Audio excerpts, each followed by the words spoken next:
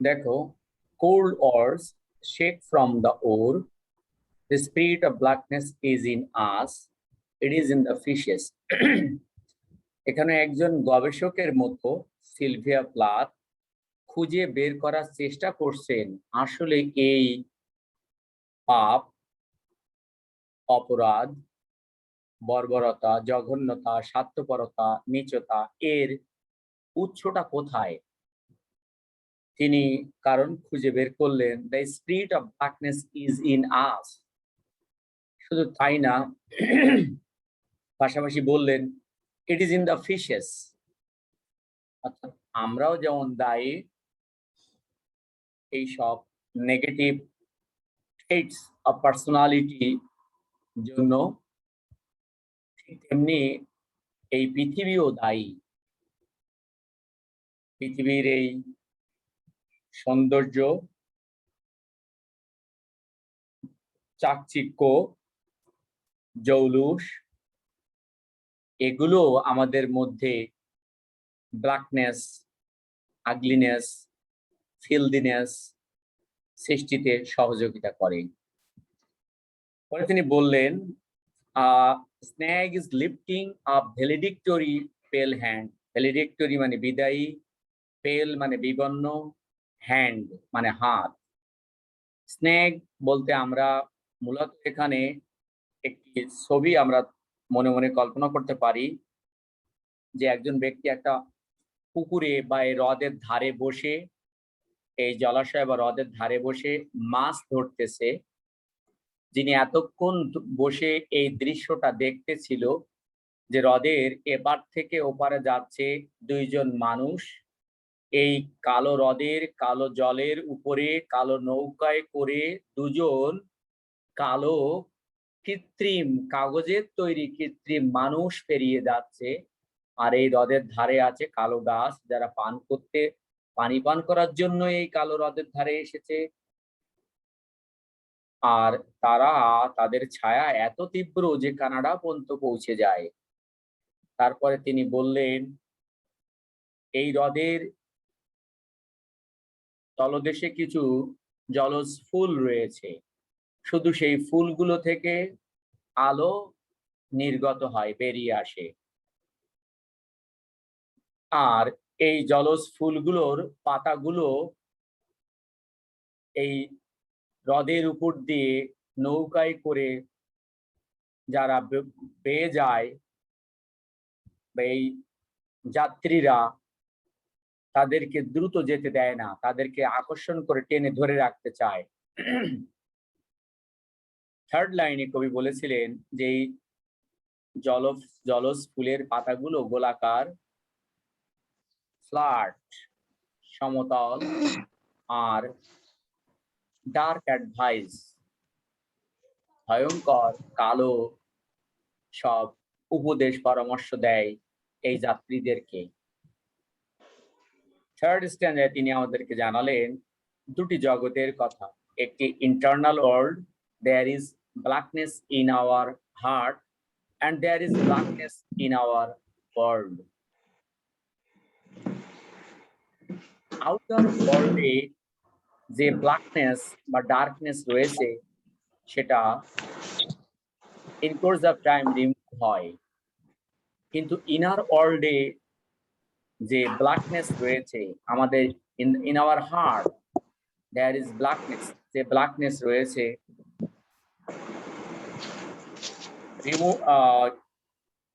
Mute করো।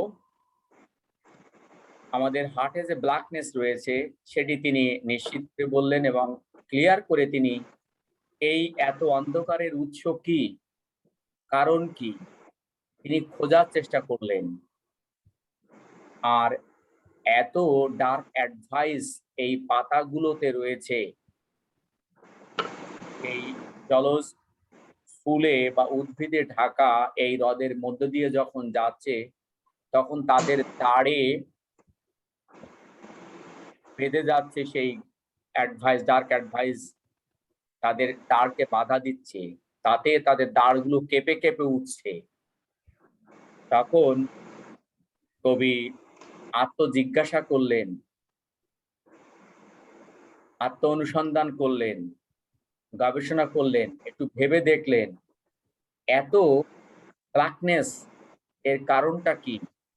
তিনি দেখতে পেলেন the spirit of blackness is in us. অন্ধকার যেমন আমাদের মধ্যেও আছে, it is in the fishes. এগুলো আমাদের পার্থিব যেসব ভোগ বিলাসের বস্তু তার মধ্যেও রয়েছে। অর্থাৎ এই ব্ল্যাকনেস এর মধ্যে আমরাও দায়ী, আর আমাদের সমাজ, পরিবার, বন্ধু, আত্মীয় স্বজন, পৃথিবী সেও দায়ী। কোনো একটি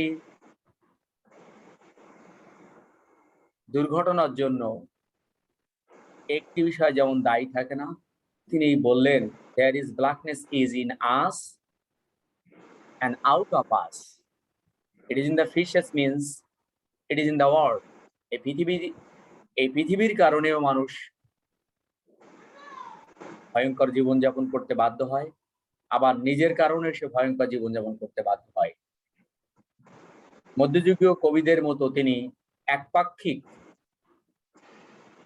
একরৈখিক কোনো বিশ্লেষণ করেননি, কোনো সত্য আমাদের সামনে তুলে ধরেননি। তিনি প্রকৃত কারণ সম্মুখভাবে দর্শন করার চেষ্টা করেছেন এবং তুলে ধরার চেষ্টা করলেন। তারপরে বলছেন a snake is lifting a valedictory fell hand. আমরা লক্ষ্য করছি এই ঘটনাগুলো যিনি দেখছেন, তিনি এতক্ষণ ওই হ্রদের ধারে বসে হয়তো কোনো মাছ শিকার করতেছিল বড়শি দিয়ে, কিন্তু সেই বড়শি যে ঠেকেছে ওই জলের তলদেশে ডুবে থাকা কোনো গুপ্ত পাথর বা কাঠের খণ্ড বা এমন কিছু যাতে বড়শি বেঁধে গেছে, এবং যে সেই গুপ্ত পাথর বা গুপ্ত কাঠের গুঁড়ি বা লোহা স্নেক সেই বড়শি, সেই সুতো টান দিচ্ছে, দিলে তার ভ্যালিডেক্টরি পেল হ্যান্ড, সে চলে যাবে বলে বড়শি টান দিল। তখন দেখা যাচ্ছে যে কি উল্টো যে গুপ্ত পাথর বা গুপ্ত কাঠ বা যেটুকু সেই জলের তলদেশে নিমজ্জিত ছিল সেটাই তাতে টান পেয়ে তার নিজের হাতটাই উঁচু হয়ে গেল। ভ্যালিডেক্টরি মানে বিদায় জানাচ্ছে, এমন বিদায়ী বিবর্ণ হাত। So by this thing the poet Sylvia Plath wants to mean that আমরা অনেক হিসাব নিকাশ করে চলি, বলি, তারপরেও আমাদের অজ্ঞাতসারে এমন কিছু থেকে যায় যা আমাদের জীবনকে বিপন্ন, বিপদগ্রস্ত করে তোলে। The third line of the third stanza, the final line of the third stanza tells us another piece of truth, that there are many things on earth that we cannot see or we cannot foresee, we cannot understand beforehand. আমরা আগে থেকে তা বুঝতে পারি না, দেখতে পারি না এবং জানতেও পারি না। এমন কিছু রয়েছে যা আমাদের হাতকে, আমাদের জগৎ জীবনকে, প্রচেষ্টাকে ব্যর্থ করে দেয়, বিদায় দেয়, বিবর্ণ করে দেয়। ফোর্থ স্ট্যান্জায় আবারও আমরা কিছু আলো দেখতে পাবো। Stars open among the lilies. ওই যে ওয়াটার ফ্লাওয়ার্স এর নামগুলো আমরা এখন দেখতে পাচ্ছি, লিলিজ, লিলি ফুল, শাপলা। স্টার্স ওপেন, এরা শুধু আকাশের তারকা, তাদের আলো, জ্যোতি, এদেরকে দেখা যাচ্ছে কোথায়? তার ছবি দেখা যাচ্ছে এই ব্ল্যাক লেক, যেহেতু রাত্রের ঘটনা, আকাশের তারকার ছবি দেখা যাচ্ছে ওপেন, প্রকাশ্যে, অ্যামাং দ্য লিলিজ, এই শাপলা ফুলগুলোর মধ্যে। Are you not blinded by such expressionless silence? First স্ট্যান্জার সেকেন্ড লাইনে একটা প্রশ্ন ছিল, ফোর্থ স্ট্যান্জার সেকেন্ড লাইনে আর একটা প্রশ্ন।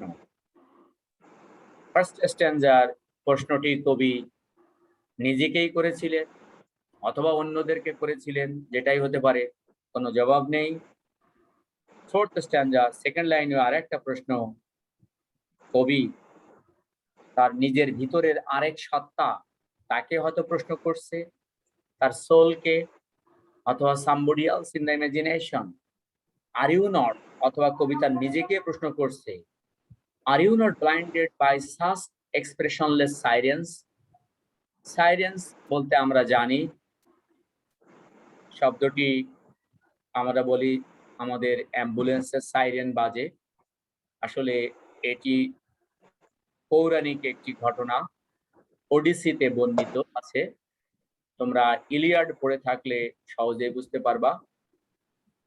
রাতের অন্ধকারে গ্রিক পুরাণে বর্ণিত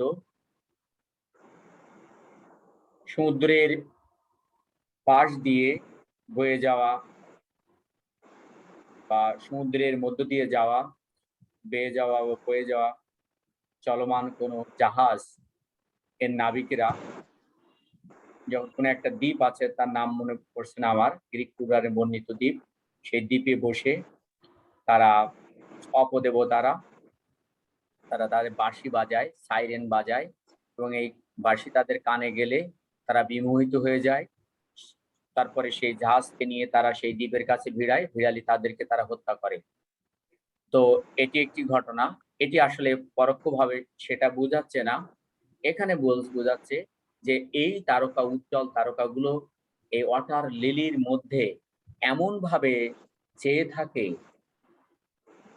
কবি বলছে, তা দেখে, তাদের এই জ্যোতি বা দীপ্তি দেখে তুমি কি বিস্মিত হও না? কবি হয়তো নিজেই নিজেকে জিজ্ঞাসা করছে, বা সে তার আত্মাকে জিজ্ঞাসা করছে। This is the silence of astounded souls. আগে আমরা ওই সাইলেন্স ওডিসিতে বর্ণিত, সেটার আউটার সাউন্ড ছিল যেটা অন্যরা শুনতে পাইতো, কিন্তু এখানে আমরা দেখছি কবি বলছেন দিস ইজ দ্য সাইলেন্স, এটি হলো সেই নীরবতা অফ অ্যাস্টাউন্ডেড সোলস। অ্যাস্টাউন্ডেড মানে হতবাক, হতচকিত, হতবুদ্ধ হয়ে গেছে এমন আত্মার, অর্থাৎ দেখে শুনে জেনে বুঝে বহু দর্শিত, অনেক কিছু দেখে শুনে বুঝে বিবাক হয়ে গেছে এমন এক আত্মার দুটি সোলস, আত্মাদের নীরবতা হলো এই এক্সপ্রেশনলেস সাইলেন্স। এগুলো হলো বহুদর্শী আত্মার নীরবতা, যারা জগৎ সম্বন্ধে অনেক কিছু জেনেছে, ভেবেছে, বুঝেছে, বোঝার চেষ্টা করেছে, তারা শেষ পর্যন্ত হতচকিত, হতবাক, হতবুদ্ধ হয়ে গেছে। তারা এর কোনো জবাব দিতে পারেনি।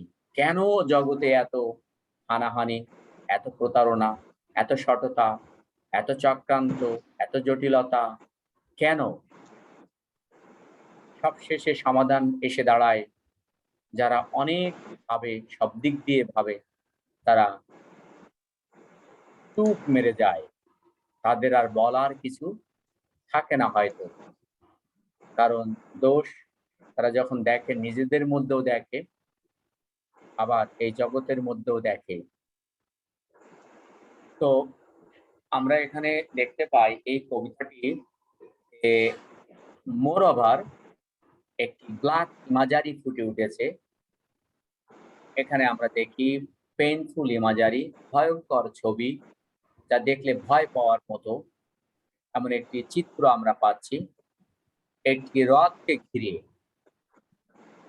যে হ্রদের উপর দিয়ে বয়ে যা নৌকায় করে, কালো নৌকায় করে, কালো হ্রদের উপর দিয়ে, জলের উপর কালো হ্রদের কালো জলের উপর দিয়ে কালো নৌকায় করে দুজন কালো কাগজের তৈরি মানুষ যাচ্ছে।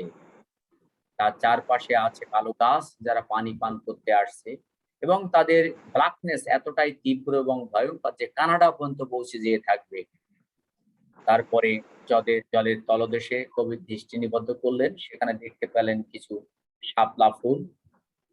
সেখান থেকে সেই শাপলা ফুল থেকে কিছু দু এক ফোঁটা আলো ঠিকরে বেরোচ্ছে। কবি কল্পনা করছেন এই শাপলা ফুলের পাতাগুলোই মানুষকে আটকে ধরে রাখে। তাদের পাতাগুলো গোলাকার, সমতল আর কুপরামর্শে পরিপূর্ণ। তারপরে কবি দেখলেন যে দাঁড় বেয়ে যে যাচ্ছে যাত্রীরা এই ব্ল্যাক বোটে করে, তাদের দাঁড়গুলো কাঁপতেছে, অর্থাৎ বাধা দিচ্ছে ওই লিলি ফুলের পাতাগুলো, ওয়াটার ফ্লাওয়ার্স এর পাতাগুলো বাধা দিচ্ছে, যেও না, থাকো, সময় এখানে কাটাও কিছুক্ষণ। এই তারপরে কবি দেখছে কারণ কি, কবি খুঁজে বের করছেন এই পৃথিবীর পাপ, পঙ্কিলতা, জঘন্যতা, বর্বরতার কারণ কি। দেখলেন কবি এ আমাদের মধ্যেও আছে, এই পৃথিবীতেও আছে, অর্থাৎ আমার মধ্যেও আছে, তো তার মধ্যেও আছে, সবার মধ্যে রয়েছে। এটি হতে পারে, আবার এটি আমাদের আত্মার মধ্যে আছে, ইনার ওয়ার্ল্ডে আছে, আবার আউটার ওয়ার্ল্ডেও আছে। আউটার ওয়ার্ল্ড মিন্স যে outer facilities, outer test, comforts, physical happiness এর মধ্যেও, অর্থাৎ পার্থিব ভোগ, লালসা, সুখ কামনের মধ্যেও রয়েছে। এর মধ্যে এসে হাজির হচ্ছে কি, সময় চলে আসছে, বিদায়। এইভাবে আমরা জীবন অতিবাহিত করি। ওমর খৈয়ামের ওমর খৈয়ামের কয়েকটি লাইন আছে এখানে।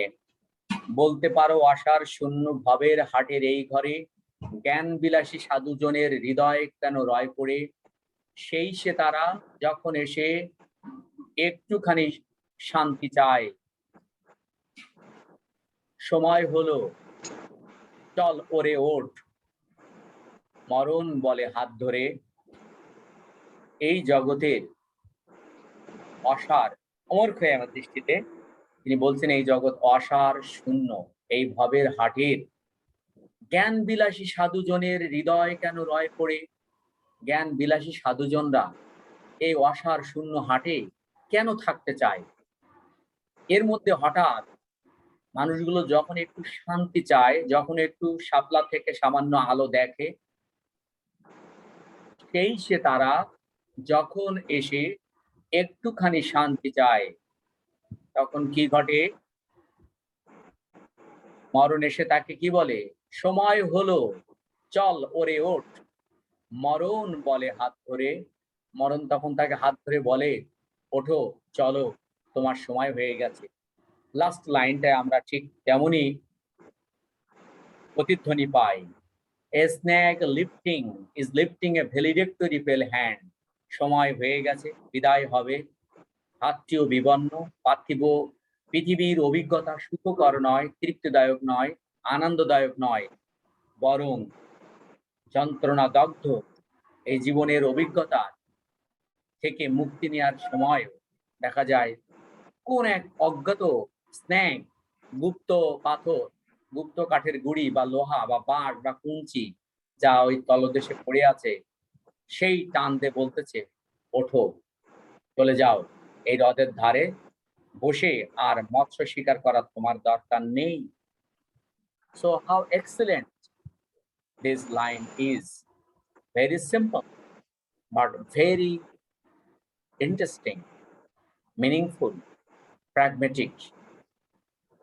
নাও স্টার্স ওপেন, এখানে আমরা পরে দেখছি। এরপরেও শুধু তাই না, এই জগতের জীবন, এর মধ্যেও পার্থিব অপার্থিব কিছু ইঙ্গিতময়তা, আলো রয়েছে। Stars open among the lilies, are you not blinded by such expressionless virus silence. যখন আকাশের এই রাত্রি অন্ধকারে আকাশের উজ্জ্বল তারকার ছবি এই সাগরে, এই হ্রদের তলদেশে জল জল করে, তা দেখে তুমি বিস্মিত হও না। This is the silence of the astounded souls. নিজেই পরের লাইনটা বলে দিচ্ছে, স্টেটমেন্ট, যে এটি হলো বহু দর্শন করিয়াছেও এমন সব আত্মাদের নীরবতা। So thank you. তোমাদের কোনো প্রশ্ন থাকলে জিজ্ঞাসা করতে পারো, না থাকলে এখন আল্লাহ হাফেজ বলতে চাই। বল।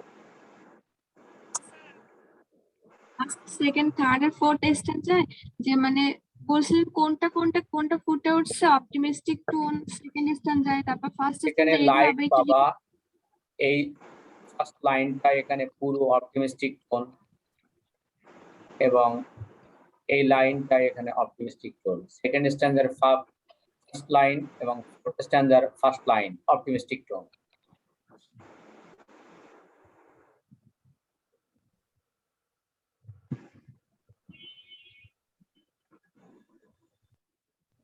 ফার্স্ট স্ট্যান্ডার থার্ড স্ট্যান্ডার এটা আমরা কি বলবো? কবিতাটায় মেজর হলো dark tone, unhappy tone, melancholic tone, sad tone, except two lines. The first line of second stanza, and the first line of fourth stanza. এই দুটো লাইন বাদ দিয়ে টোটাল কবিতায় mainly melancholic tone, sad tone, unhappy tone, painful tone, dark tone, total কবিতাটাই।